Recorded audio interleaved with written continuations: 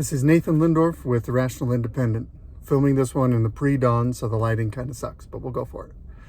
Welcome to our first deep dive. I know we're all excited to devour the nitty-gritty details of statistics and government research reports. I'm going to keep this brief, and I'll try to inject as much levity as I can in such a dry topic. Where it makes sense, I've offered some factual or statistical evidence of my own. My goal is not to completely refute everything that's said, but simply to point out that the actual reality is a little more complicated. I've included links to those claims in the description of this video if you're curious. There is certainly a mountain of data out there. It's up to us to use our critical thinking skills to make sense of it. So first, let's start with the author. Beth Mole seems like a lovely person, and she has an impressive academic pedigree from her bio on Ars Technica. A nerd after my own heart, she personally brings an air of credibility to this piece with her background. I'd like to briefly note, as it states in her bio, that she lives in Washington, D.C. I say this because human beings are fundamentally tribal creatures, and it is the most natural thing in the world to find your views aligning over time with the dominant view of the culture that you live within. It's hard to find two populations more dominated by an ideological commitment to leftist political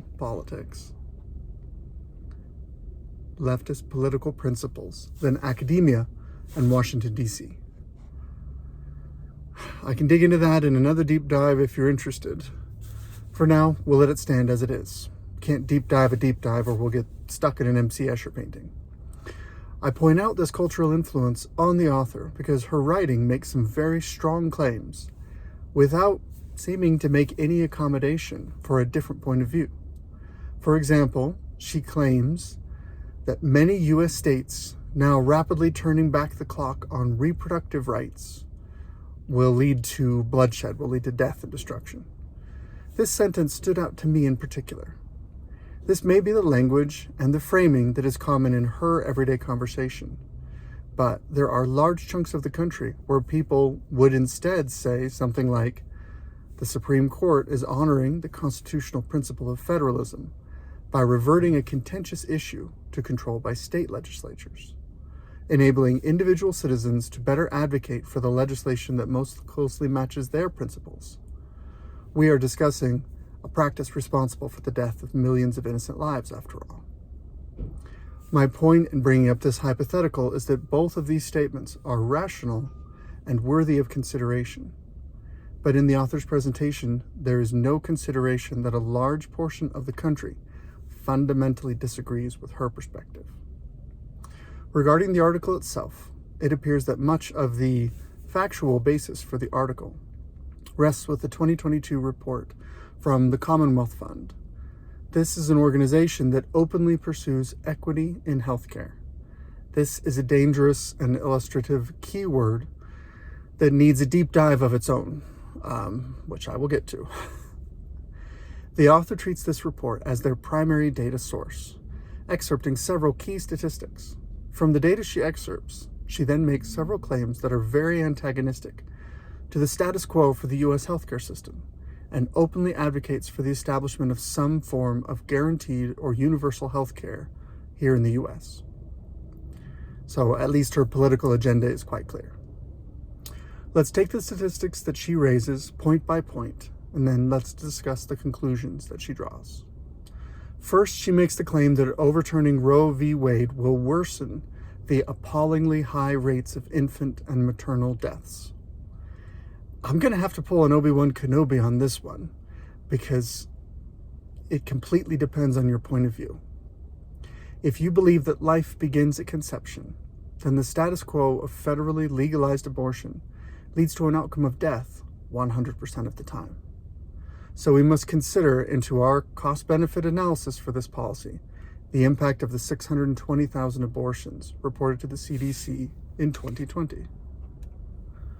Let's also consider that if 2% of legal abortions result in serious complications for the mother, then we need to add 12,000 mothers whose pain and injury should not be ignored and who suffered such pain because of a legal medical procedure. Regarding maternal deaths, she cites 24 maternal deaths per 100,000 live births. Given the 3.6 million live births in 2020, that gives us a raw number of about 880 maternal deaths. While that is certainly a tragedy, it also represents 0.02% of the total deaths in 2020. Put another way, the status quo is not 0 deaths or injury, where the overturning will add to that 0 status quo. It's more complicated than that. Sorry, folks, life is complicated.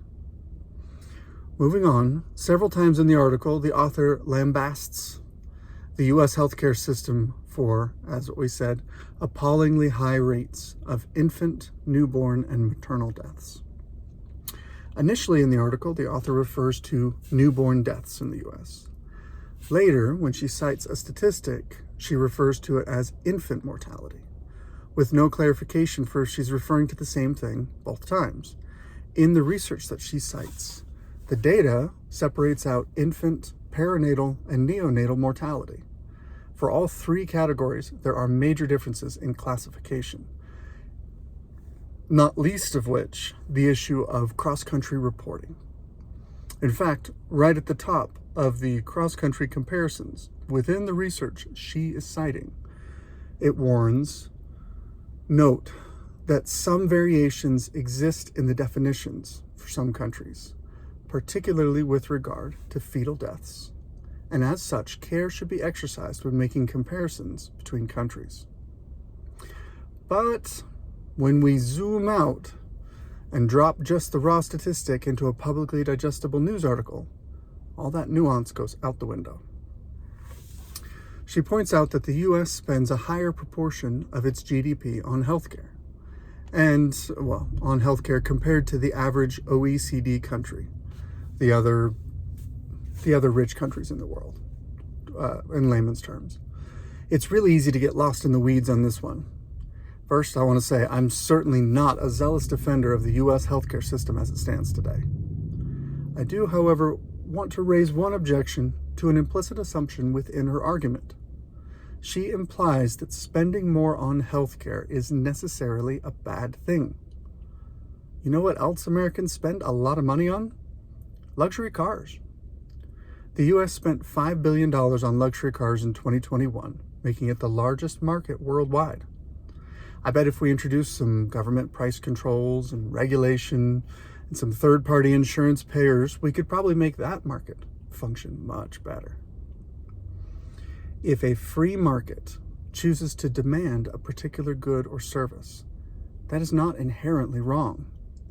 Conflating the top dollar spend on the healthcare sector with the need of an individual to get medical care when it is necessary is not helpful, unless your goal is to push an agenda of more top-down government control. It's also worth noting, as a side note, that the U.S. pharmaceutical industry accounted for almost 50% of global pharmaceutical R&D spending in 2020. Moving on, she attacks the U.S. for having a high rate of avoidable deaths compared to the other OECD countries. I really dislike this statistic for one specific reason. It purports to measure deaths that could be prevented by the healthcare system, but then it slips traffic accidents into the statistic.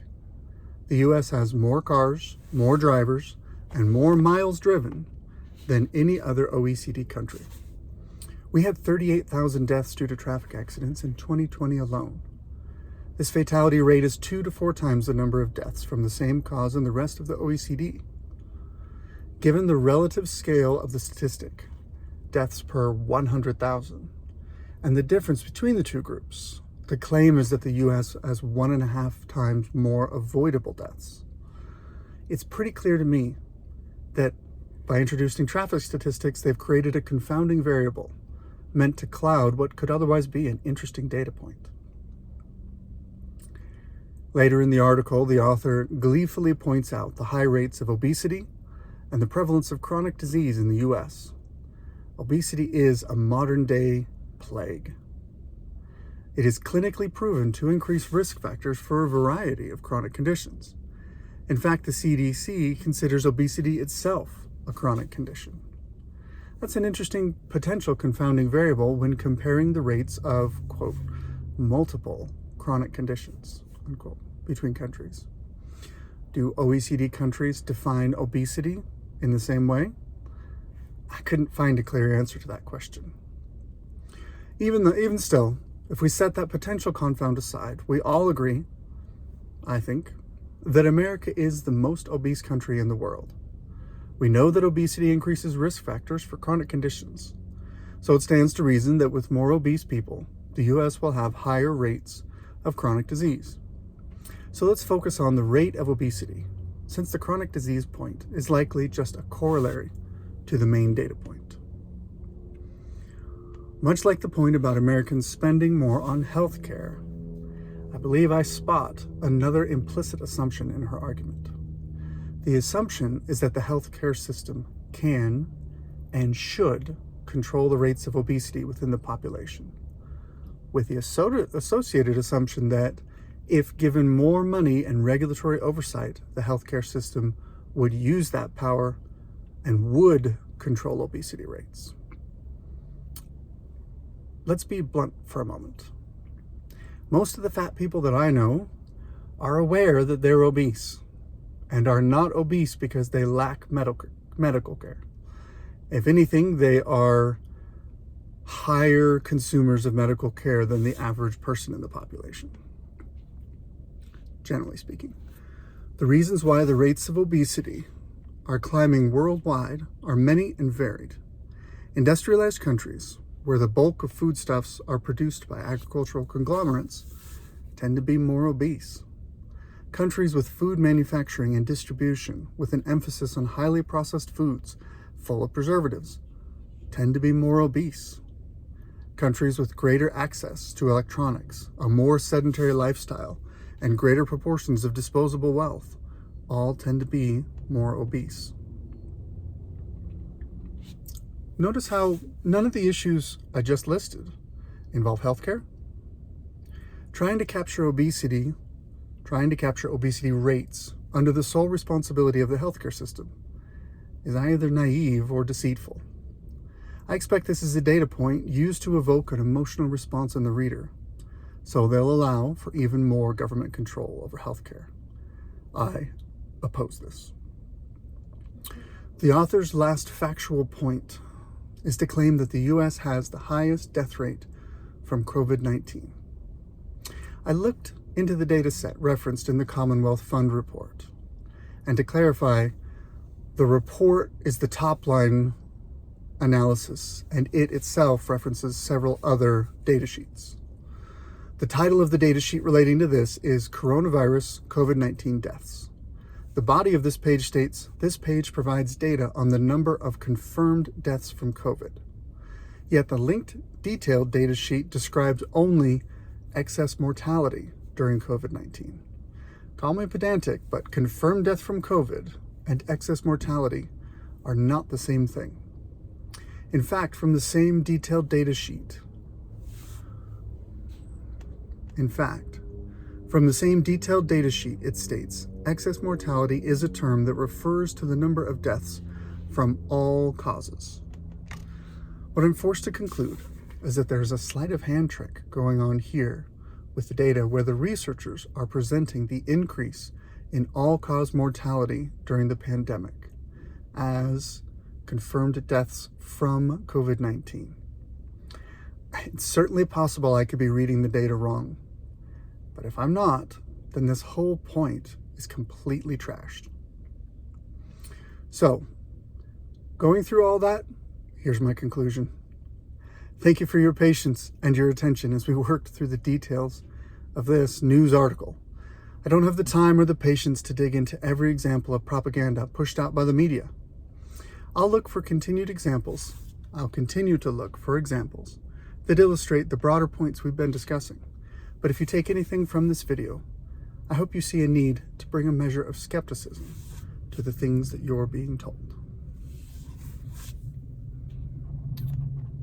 Let me know down in the comments If you want more content like this, or if you have any particular topics or categories you'd like us to investigate. Thank you very much for your time. I appreciate your patience. Have a great day.